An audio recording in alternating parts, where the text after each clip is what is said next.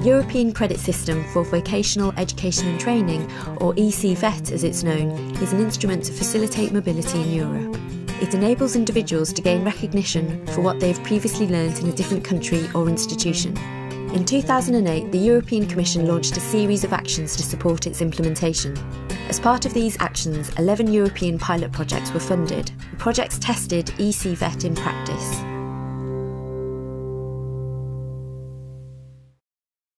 REDCHEM soll dazu dienen, die Mobilität im Chemiebereich zu erhöhen.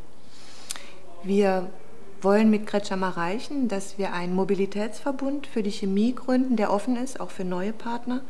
Und wir wollen gerne ein Bildungsverbund sein, der langfristig arbeitet und agiert, weil wir glauben, dass die Chemie ein Sektor ist, der Mobilität besonders braucht. Einerseits, weil es ein bildungsabhängiger Sektor ist, andererseits, weil es ein innovativer Sektor ist und zum Dritten, weil es ein Sektor ist, der global aufgestellt ist. Le projet A7 est né de la volonté des professionnels de l'automobile en Europe de s'impliquer dans la mise en œuvre d'ECVET.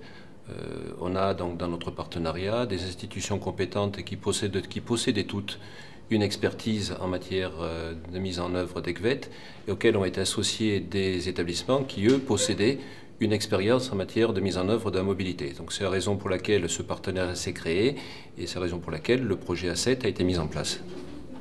Notre projet, CAPSV, Capitalisation des acquis professionnels dans l'Europe du spectacle vivant, est un projet qui répond à des enjeux liés au spectacle, à savoir la nécessité pour des professionnels à la fois d'avoir une mobilité et une reconnaissance de mobilité géographique, mais aussi beaucoup une reconnaissance d'une mobilité professionnelle. Donc pouvoir passer d'un secteur technique à un secteur administratif ou réciproquement, et donc obtenir une validation de ces acquis, et c'est en ça que le projet CAPSV et ECVET nous a intéressés et particulièrement motivés.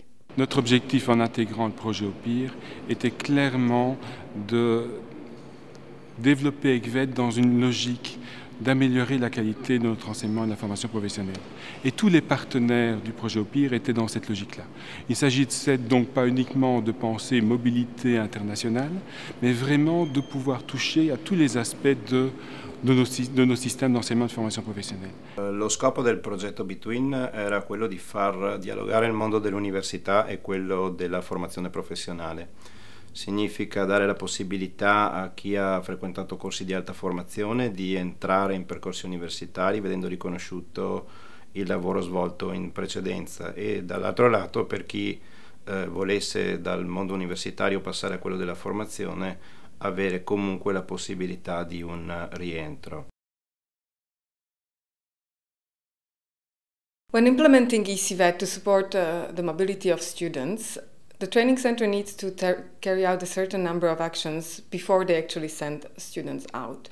One of the first and very important things to do is to find appropriate partners, training centers or employers in the countries abroad who will receive the students. They also need to discuss and agree a number of framework conditions that will govern the mobility phase, and this agreement takes the form of a Memorandum of Understanding. SME Master Plus ist ein Projekt, um die Prinzipien von ECVET am Beispiel der Meisterqualifikation zu testen. Insgesamt eingebunden sind 5 Partnerländer: Österreich, Slowenien, Frankreich, Deutschland und Norwegen. Und gemeinsam versuchen wir Prinzipien zu finden, wie man die transnationale Mobilität im Bereich der beruflichen Weiterbildung am Beispiel des Meisters befördern kann. La principale réalisation de notre projet Réconfort a été la création du réseau européen NetInvet. C'est un réseau de mobilité qui comprend des établissements de formation de 10 pays européens, ainsi que des organisations professionnelles et des entreprises partenaires. Ce réseau permet de faciliter la mise en place des opérations de mobilité dans un contexte sécurisé où les participants et les membres du réseau partagent des concepts de confiance mutuelle et donc peuvent envoyer leurs jeunes à l'étranger en toute confiance. The Moto project in the Italian context involved one school from the national institution and a vet provider. And in the end, it was decided that the memorandum of understanding had to be signed by the regional authorities as well as by the two schools that were carrying out the mobility, because it was the regional authority who is in charge of recognizing qualifications in the Italian context. An important aspect of the discussions between partner institutions before the student goes abroad is the identification of a unit of learning outcomes or several units of learning outcomes. A unit of learning outcomes describes what the learner will learn abroad.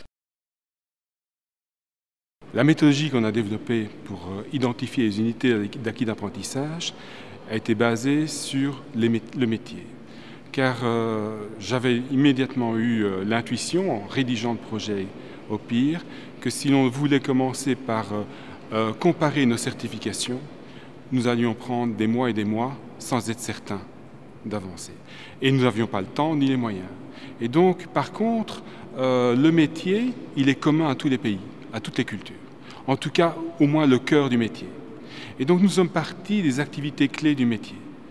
En une après-midi, une matinée, on arrive à, sans problème, trouver un agreement entre les partenaires sur les activités clés du métier. Ça nous permet facilement de mettre en évidence les éléments communs et ensuite, on peut facilement, à partir des éléments communs, les traduire en acquis d'apprentissage et concevoir des unités. National Vet Center is a partner in the network project where we compared the occupation of receptionist.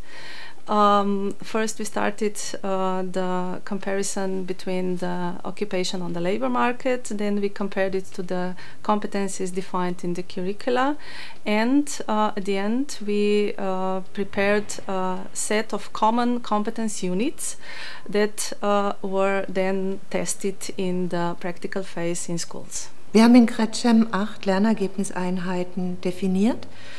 Und die Pilotschulen und die Lehrer haben von Beginn an eine ganz wichtige Rolle in unserem Projekt gespielt, weil sie selber Entwickler waren.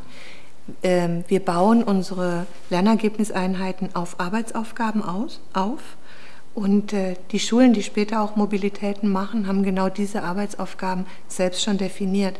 Insofern sind sie sozusagen die Experten eigentlich für die Umsetzung. Nichtsdestotrotz haben wir versucht, über weitere Finanzierung und Förderung im Rahmen von Lernpartnerschaften die Lehrer auch zusammenzubringen, dass sie selbst mal eine Unit ausprobieren, weil es ist das eine, sie zu schreiben, das andere ist, sie auszuprobieren und es vor allen Dingen auch in einem anderen kulturellen Kontext, in einem anderen Arbeitskontext zu machen. Und wir haben damit eigentlich bis jetzt gute Erfahrungen gemacht. Alors, les unités développées devaient pouvoir s'inscrire dans une action de mobilité. Donc, nous avons pris en compte 3 critères.